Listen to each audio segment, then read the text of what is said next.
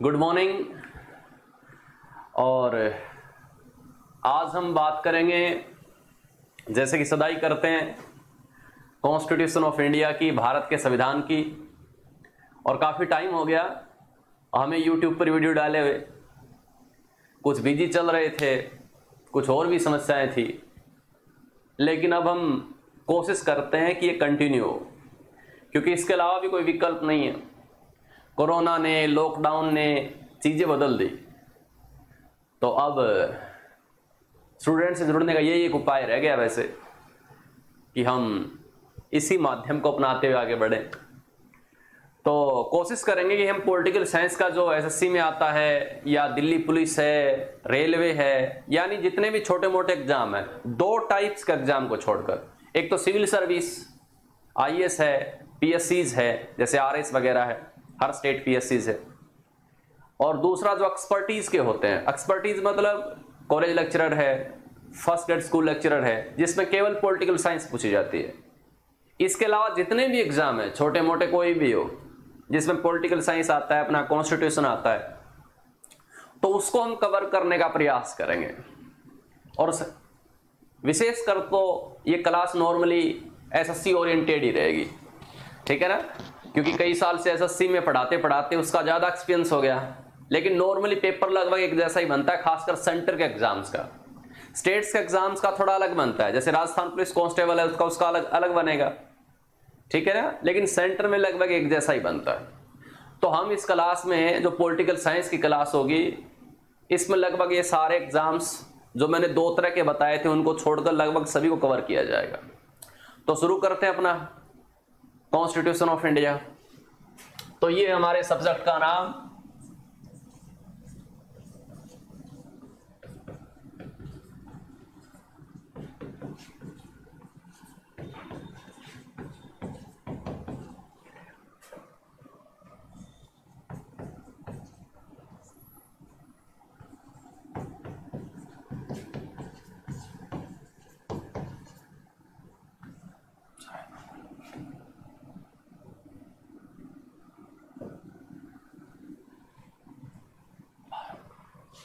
तो ये है भाई हमारे सब्जेक्ट का नाम, भारत का संविधान, द कॉन्स्टिट्यूशन ऑफ इंडिया। बहुत ही इंपॉर्टेंट है एग्जाम के लिहाज से, लगभग सभी एग्जाम्स में आता है भाई। अब देखिए इसमें हम पढ़ेंगे क्या। सबसे पहले तो हम इसमें ये पढ़ेंगे कि कॉन्स्टिट्यूशन ऑफ इंडिया है, इसमें लिखा क्या है, यानी भारत के संविधान में लिखा क्या है, ठीक है। और इसको लागू जब किया गया, कब किया गया, 1950, और अब क्या चल रहा है, 2020, ठीक है। तो ये 70-71 साल का जो टाइम है, तो इसमें लिखा क्या है, पहली बात तो ये, और दूसरा इसको लागू किया गया जो 71 साल का टाइम है। तो इस समय लागू करने की कौन कौन सी घटनाएं हुई और कौन कौन से इश्यूज इसमें आए, मुद्दे इसमें आए, इसकी बात हम करेंगे।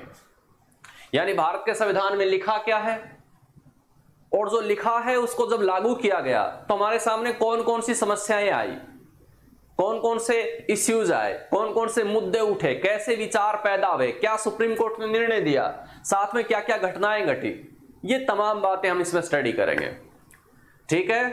तो ये सभी स्टडी हम करेंगे इसमें।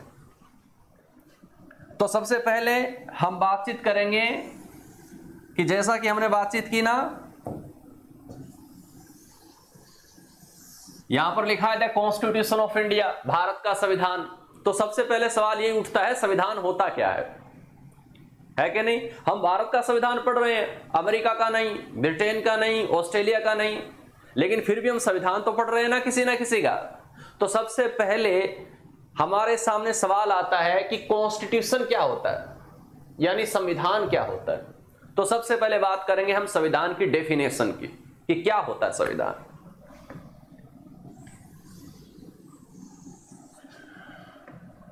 देखिए, जो हमारा संविधान शब्द है, ये अंग्रेजी के कॉन्स्टिट्यूशन का हिंदी अनुवाद है। किसका अनुवाद है, अंग्रेजी का एक कॉन्स्टिट्यूशन टर्म है, शब्द है, उसका अनुवाद है। अब ये कॉन्स्टिट्यूशन जो शब्द है, ये किससे बना है, ये लैटिन भाषा का एक शब्द है कॉन्स्टिट्यूशियो, उससे बना है। जैसे हमारे देश में पहले संस्कृत चलती थी, वैसे ही प्राचीन यूरोप में लैंग्वेज जो चलती थी उसको लैटिन कहते हैं। क्या कहते हैं उसको? लैटिन लैंग्वेज कहते हैं। और इस लैटिन लैंग्वेज का ये वर्ड है कॉन्स्टिट्यूशियो। इस कॉन्स्टिट्यूशियो का मतलब क्या होता है? इस कॉन्स्टिट्यूशियो का मतलब होता है ऑर्डर। क्या होता है? ऑर्डर। इसका मतलब होता है रेगुलेशन। इसका मतलब होता है डिक्री, यानी इसका मतलब होता है आदेश। इसका मतलब होता है निर्देश। इसका मतलब होता है नियमन, हिंदी में कहें तो। वैसे इंग्लिश में ज्यादा सही है ऑर्डर, रेगुलेशन एंड डिक्रीज। यानी इतिहास में लैटिन भाषा में कॉन्स्टिट्यूशन का मतलब ये होता है। होता क्या था कि आज से 2000 साल पहले इटली में, यानी पूरे यूरोप में ही मानो लगभग एक रोमन साम्राज्य हुआ करता था, ठीक है ना। तो रोम के बादशाह जो आदेश जारी करते थे, जो डिक्री जारी करते थे, उस डिक्री को कॉन्स्टिट्यूशियो कहते थे, ठीक है। तो पहले जो रोमन एम्परर थे, रोमन बादशाह थे, वो आदेश जारी करते थे। उसके बाद रोमन्स की हुकूमत चली गई। 500 AD के आसपास यूरोप की हिस्ट्री में डार्क एज शुरू होता है, अंधकार का युग। 1000 साल चलता है। उस 1000 साल में एम्परर की सत्ता नहीं रहती। सत्ता किसकी आती है? पोप की। और वो पोप जो आदेश जारी करता है उसको भी क्या कहते हैं? कॉन्स्टिट्यूशियो ही कहते हैं। तो कुल मिला के हमें इस शब्द से, कॉन्स्टिट्यूशन से क्या सीखने मिला? हमें सीखने मिला कि कहीं ना कहीं जो संविधान होता है, कॉन्स्टिट्यूशन होता है, उसका संबंध किससे होता है? राजा के आदेशों से होता है। राजा आदेशों से उसका संबंध होता है, यानी कहीं ना कहीं वो लीगल चीज है। क्या है? लीगल है। कहीं ना कहीं उसका संबंध कानून से है, एक ऐसा कानून जिसको आपको फॉलो करना पड़ेगा, जिसका संबंध किससे है? स्टेट से है, यानी स्टेट के कानून है भैया, इसको आपको फॉलो करना पड़ेगा, नहीं करोगे तो सजा मिलेगी, ठीक है। तो इतिहास से इस कॉन्स्टिट्यूशन शब्द से हमें यही प्रेरणा मिलती है कि इसका संबंध कानून से है और उसको आपको फॉलो करना पड़ेगा। यह सरकारी कानून है, नहीं फॉलो किया तो आपको सजा मिलेगी। लेकिन एट प्रेजेंट, वर्तमान के युग में, आधुनिक युग में इसका मीनिंग कुछ और है भाई। ये सीमित मीनिंग है। कॉन्स्टिट्यूशन क्या है? सीमित है। ये कॉन्स्टिट्यूशन से जब कॉन्स्टिट्यूशन बना, आज तो कॉन्स्टिट्यूशन नहीं है, आज तो कॉन्स्टिट्यूशन है, तो इसका मीनिंग क्या हो गया? व्यापक हो गया, फैल गया, ब्रॉड हो गया। तब कॉन्स्टिट्यूशन का क्या मीनिंग होता है वो बताएंगे। अब देखिए, अगर आप साथ साथ हमारी क्लास देख रहे हैं तो आप इसे साथ साथ लिखते रहे, ठीक है ना। कुछ चीजें तो मैं क्या करूंगा, आपको बताऊंगा विशेषकर कि ये चीज बहुत इंपॉर्टेंट है एग्जाम में। इस एग्जाम में लगभग ये ऐसी चीज आती है। और कुछ चीजें मैं क्या करता हूं, सिर्फ समझा देता हूं। तो समझाने वाली चीजें तो आप अपने हिसाब से लिखना पड़ेगा आपको, ठीक है ना। वो कहते हैं ना कि पढ़ते हुए अगर आप लिखते नहीं है तो इसका मतलब आप पढ़ते नहीं है। तो ये तो हो गया भाई इतिहास की बात। अब करते हैं वर्तमान की बात कि एट प्रेजेंट संविधान का मतलब क्या होता है। तो एट प्रेजेंट कॉन्स्टिट्यूशन का क्या मीनिंग होता है, इसकी बात करते हैं। देखो भाई, कॉन्स्टिट्यूशन क्या होता है? एक डॉक्यूमेंट होता है, या कहेंगे एक लीगल डॉक्यूमेंट होता है। क्या होता है? Legal document. डॉक्यूमेंट का मतलब एक कानूनी दस्तावेज भाई। डॉक्यूमेंट कहते हैं दस्तावेज को, यानी एक किताब टाइप कोई चीज को, है कि नहीं। तो कॉन्स्टिट्यूशन क्या है? एक लीगल डॉक्यूमेंट है, यानी एक कानूनी दस्तावेज है। क्या है? एक कानूनी दस्तावेज है, यानी एक ऐसा दस्तावेज है जिसमें कानून लिखे होते हैं, ठीक है। यानी एक ऐसी किताब है जिसमें कानून लिखे होते हैं साधारण भाषा में। और इस लीगल डॉक्यूमेंट में क्या लिखा होता है? दो तरह की चीजें लिखी होती है। एक तो लिखा होता है कॉम्पोजिशन ऑफ गवर्नमेंट, और दूसरी चीज लिखी होती है procedure of government. Procedure of government, यानी ये डॉक्यूमेंट है, इसमें दो चीजें लिखी है। एक तो शासन की संरचना, शासन की संरचना, और दूसरा लिखा होता है शासन की प्रक्रिया, शासन की प्रक्रिया। तो ये चीज आप याद रखना भाई। शासन किसको कहते हैं हिंदी में? शासन कहते हैं सरकार को। सरकार तो उर्दू का शब्द है, शायद फारसी से लिया है। इंडिया में सरकार शब्द को शेरशाह सूरी ने पॉपुलर किया था, ठीक है ना। तो शासन का मतलब है यहां पर सरकार। तो संविधान क्या है? संविधान एक डॉक्यूमेंट है, यानी कानून की कोई किताब टाइप चीज है। और उसमें क्या लिखा है? उसमें दो प्रकार की चीजें लिखी है, एक तो सरकार की संरचना यानी कंपोजिशन, और दूसरा प्रोसीजर। संरचना का मतलब क्या होता है? संरचना का मतलब यह है कि सरकार में कौन कौन शामिल है, राष्ट्रपति है, पार्लियामेंट है, कोई भी चीज, ठीक है। और दूसरा सरकार की प्रक्रिया क्या है, यानी ये चलती कैसे है। तो यहां पर दो चीजें हैं, सरकार बनती कैसे है और सरकार चलती कैसे है, यानी सरकार में कौन कौन शामिल है और सरकार कैसे चलती है, ये प्रोसीजर लिखिए इसमें। तो संविधान में क्या लिखा है? संविधान एक किताब है, इस किताब में ये लिखा है कि हमारी सरकारें बनती कैसे हैं, चाहे सेंटर की हो, स्टेट की हो, लोकल गवर्नमेंट्स हो।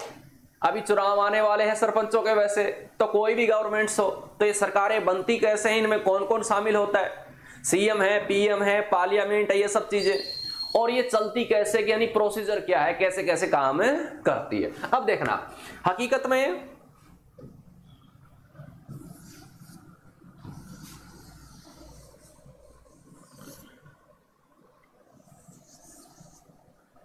ये जो शासन की संरचना दी गई है, यहां पर मैंने बताया ना शासन की संरचना, इसमें नॉर्मली क्या आता है, इसमें प्रशासनिक तत्व आते हैं। क्या आते हैं? प्रशासनिक तत्व। संविधान के कौन से तत्व आते हैं? प्रशासनिक, एडमिनिस्ट्रेटिव एलिमेंट्स आते हैं। और यहां पर आते हैं दार्शनिक तत्व, दार्शनिक तत्व, ठीक है। और इसे कहते हैं फिलोसॉफिकल एलिमेंट्स, फिलोसॉफिकल एलिमेंट्स। यहां एडमिनिस्ट्रेटिव एलिमेंट्स और यहां पर फिलोसॉफिकल एलिमेंट्स, यानी शासन की संरचना है, कंपोजिशन ऑफ गवर्नमेंट, इसमें प्रशासनिक तत्व आते हैं, यानी शासन प्रशासन में क्या होता है, ठीक है। और यहां पर क्या आते हैं? दार्शनिक तत्व। दार्शनिक मतलब जैसे संविधान में है ना फंडामेंटल राइट्स, जैसे डीपीएसपी है, जैसे प्रीएम्बल है, वो चीजें इसमें आती है। और जो आते हैं प्रेसिडेंट, पार्लियामेंट, वो सब चीजें इसमें आती है, ठीक है भाई। तो वर्तमान में पूरी दुनिया में संविधान का मतलब ये है भाई, संविधान एक कानूनी दस्तावेज है। कैसे लिखोगे वैसे इसको? अगर आपको लिखना हो इसकी डेफिनेशन तो कैसे लिखोगे? सीधा लिखोगे, संविधान एक कानूनी दस्तावेज है जिसमें शासन की संरचना और शासन की प्रक्रिया दी गई होती है। सीधा और सिंपल। एग्जाम में आपसे नहीं पूछेगा वैसे, ये सिर्फ समझने के लिए कि संविधान होता क्या है, ठीक है भाई। तो constitution is a legal document and it describes composition of government and procedure of government। आप सीधा लिखोगे, ठीक है। ये डेफिनेशन हो गई, इसमें ये प्रक्रिया दी गई है, ये सब ये नॉर्मल बात है। अब देखिए इस डेफिनेशन में हम हल्का फुल्का चेंज करेंगे। ये जो डेफिनेशन है, कोई चीज परफेक्ट नहीं होती, आपको पता है, लेकिन इसमें हल्का फुल्का चेंज होना है। तो आगे हम क्लास सब कंटिन्यू करते जाएंगे, तो जब भी जरूरत पड़ेगी इसमें हल्का फुल्का चेंज हम करते रहेंगे। लेकिन ये बेसिक डेफिनेशन है भाई, इसको आप याद रखना। अगर आप इसे याद रखोगे तो आगे की प्रोसीजर शुरू हो जाएगी फिर, ठीक। तो ये हो गई संविधान है क्या आखिर, इसकी बात।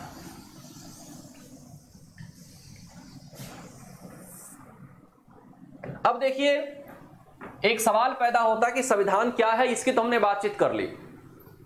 अब संविधान बनाता कौन है, इसकी बात करते हैं। देखिए संविधान जो होता है कॉन्स्टिट्यूशन, इसको एक सभा बनाती है। संविधान को कौन बनाती है? कि सभा बनाती है, एक असेंबली बनाती है, ठीक है भाई। और उसको क्या कहते हैं? संविधान सभा कहते हैं। क्या कहते हैं? संविधान सभा कहते हैं। यानी क्या कहते हैं इसको? कॉन्स्टिट्यूट असेंबली कहते हैं, कॉन्स्टिट्यूट असेंबली कहते हैं। और दुनिया में ये विचार सबसे पहले दिया था एक शख्स ने, जिसको कहते हैं हेनरी मैन। उसको ये कहते हैं भाई, क्या कहते हैं? हेनरी मैन कहते हैं। तो अब हम बात करेंगे हेनरी मैन के बारे में। यानी संविधान सभा का जो विचार है, कॉन्स्टिट्यूट असेंबली क्या होती है, क्या काम करती है, ये विचार, ये कंसेप्ट है, ये हेनरी मैन ने दिया था भाई। तो हम बातचीत करेंगे हेनरी मैन की। तो अगर आप लिख रहे हैं तो हेडिंग डाल दें हेनरी मैन, ठीक है भाई। क्या हेडिंग डाल दे? Henry man. अब देखिए हेनरी मैन ने किया क्या। हेनरी मैन ने यह बताया कि ब्रिटेन में, देखो पहले तो थोड़ा सा हिस्ट्री की बात करते हैं। देखो ब्रिटेन में उस जमाने में थी राजशाही, मोनार्की, राजा की हुकूमत थी। और जो डेमोक्रेटिक लोग थे, जो लोकतंत्र के समर्थक थे, वो चाहते थे कि राजा की जगह संविधान आ जाए, या तो राजा बिल्कुल खत्म हो जाए, अगर खत्म ना हो तो राजा के पास मिनिमम पावर्स रहे, पावर जनता के पास हो। ये कंसेप्ट डेमोक्रेसी का कंसेप्ट है। तो कुछ लोग ऐसा चाहते थे, तो वो चाहता था राजा की जगह संविधान आ जाए, भाई कॉन्स्टिट्यूशन आ जाए। लेकिन सवाल ये उठा कि बनाए कौन उसे? तो हेनरी मैन ने बताया कि देखो ब्रिटेन के जितने भी लोग हैं वो एक असेंबली बनाएंगे। ब्रिटेन के क्या करेंगे? वोटर्स क्या करेंगे? मतदाता क्या करेंगे? असेंबली बनाएंगे, यानी ये क्या बनाएंगे? सभा बनाएंगे। जैसे हम बनाते हैं ना लोकसभा, राज्यसभा, अरे हम यही तो करते हैं, इसी तरह डेमोक्रेसी चलती है हमारी। तो हम चुनाव करते हैं राज्यसभा लोकसभा का हमारे देश में, वैसे ब्रिटेन के लोग असेंबली चुनेंगे और वो असेंबली क्या करेगी? वो बना देगी संविधान, बस वो बना देगी कॉन्स्टिट्यूशन, उसे ही तो संविधान सभा कह देंगे असेंबली को ही। तो ये जो विचार है ना, ये मैंने लिखा है विचार ऊपर, ये जो विचार है ये इस शख्स ने दिए थे, हेनरी मैन ने। ठीक है भाई। तो सबसे पहले उसने बताया था कि संविधान सभा कैसे बनेगी, कैसे काम करेगी, कैसे नहीं होगी। बड़े विचारक थे ये। ठीक है। हालांकि जब पॉलिटिकल साइंस आप पढ़ते हो, कोर पॉलिटिकल साइंस एमए में पढ़ते हो, तो इनका कहीं नाम नहीं आता, लेकिन हमें मतलब है कॉम्पिटिशन एग्जाम से, तो वहां पर ये इनके बारे में अक्सर पूछते हैं। ठीक है भाई। तो आप हेनरी मैन में क्या करोगे? एक दो पॉइंट्स लिखोगे, एग्जाम में कैसे सवाल पूछते हैं उसकी बात करते हैं।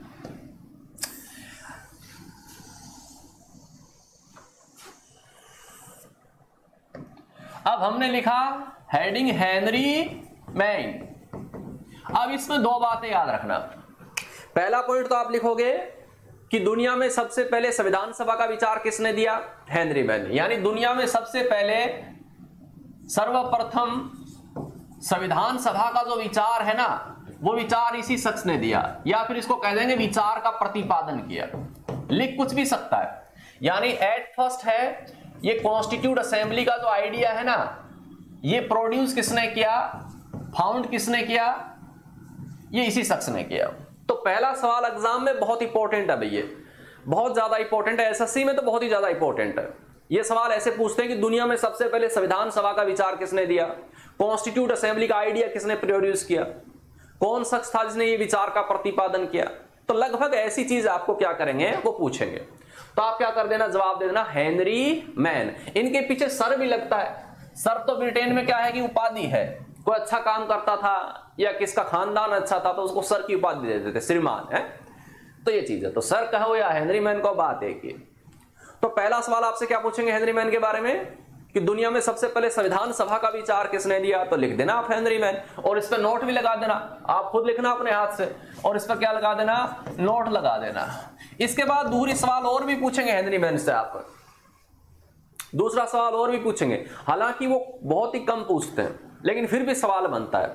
जैसे आपसे वो सवाल पूछेंगे हेनरी मैन कहां का था, तो आप क्या बताओगे? कहां का था, बस कहां का सिटीजन था? ब्रिटेन का था। अब ब्रिटेन को इंग्लैंड कहो या यूके कहो, यूनाइटेड किंगडम, वो बात एक ही है।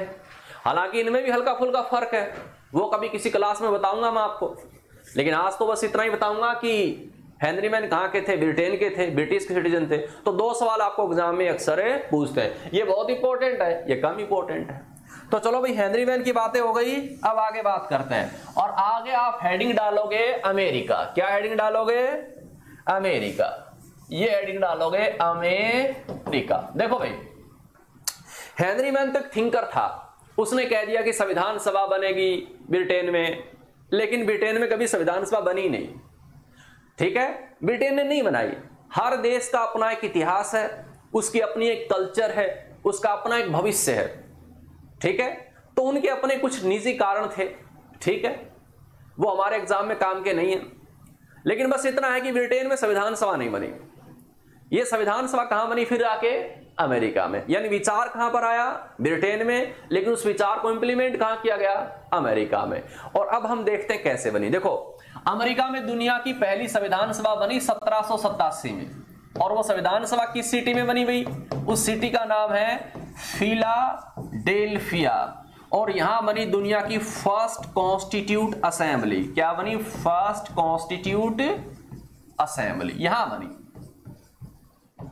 ठीक है, और इसी कॉन्स्टिट्यूट असेंबली ने दुनिया का फर्स्ट कॉन्स्टिट्यूशन बनाया। और इस कॉन्स्टिट्यूशन में कितने आर्टिकल थे भाई? इस कॉन्स्टिट्यूशन में 7 आर्टिकल्स थे, यानी 7 अनुच्छेद थे भाई। और इस कॉन्स्टिट्यूशन को लागू किया गया 4 मार्च 1789 को। तो ये कुछ फैक्ट हैं अमेरिका के बारे में। अब ये तो फैक्ट मैंने लिखवाए हैं आपको, अब आपको क्या करना पड़ेगा, इसको अपनी लैंग्वेज में लिखना पड़ेगा। तो पहले थोड़ा बता देता हूं। देखो अमेरिका में ये सब क्यों हुआ ये था कि अमेरिका में ब्रिटेन की हुकूमत थी, दुनिया के 1/4 हिस्से पर ब्रिटेन का कब्जा था भाई, 25% एरिया ब्रिटेन के कब्जे में था।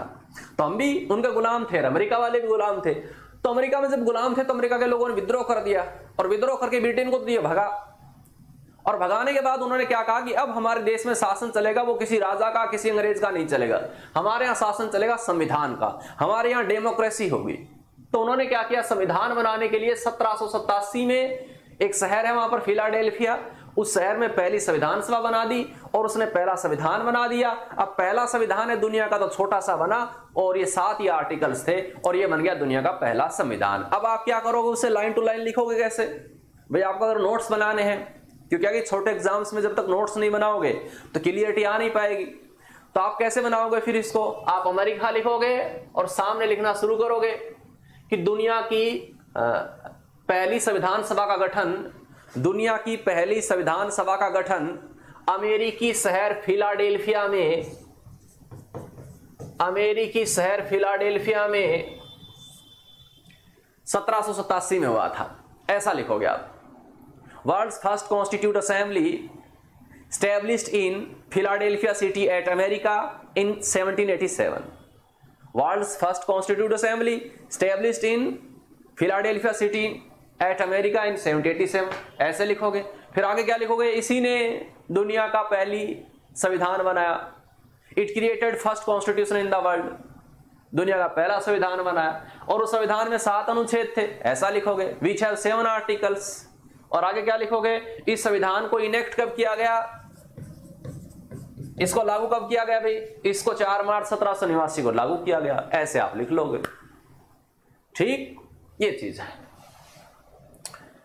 तो ये तो हो गई कुछ बातें भाई अमेरिका के बारे में, पहली संविधान सभा बनी कैसे, पहला संविधान बना कैसे। अब थोड़ी और बातें बताते हैं इसके बारे में।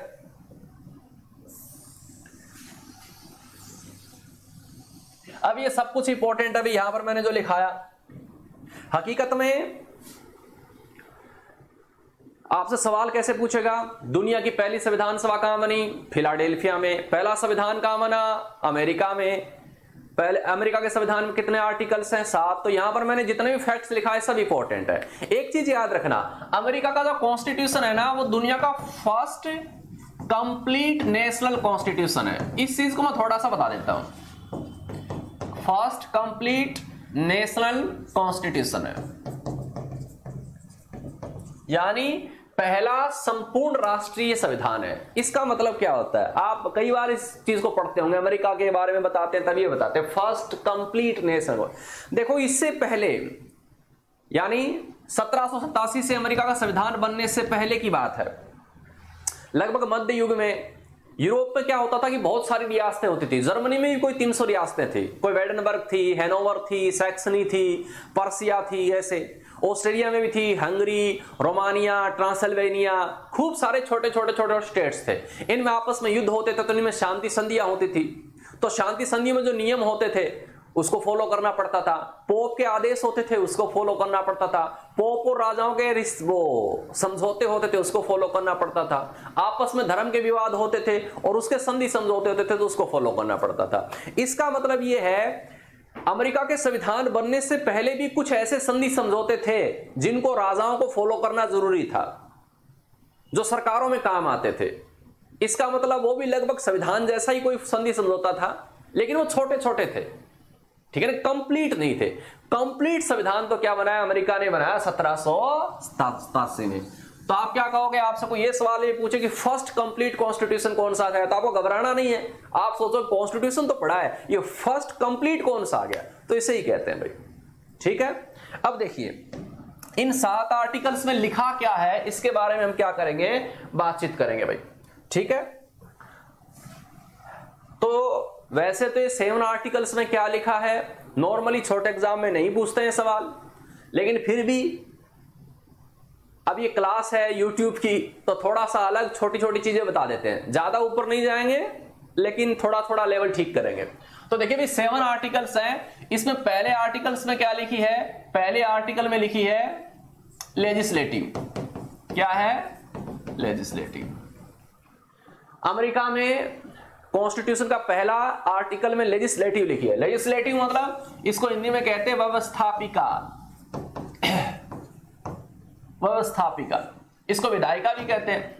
यानी कहते हैं ना सरकार के 3 अंग होते हैं, आपने सुना गवर्नमेंट के, व्यवस्थापिका, कार्यपालिका, न्यायपालिका, लेजिस्लेटिव, एग्जीक्यूटिव एंड जुडिशरी।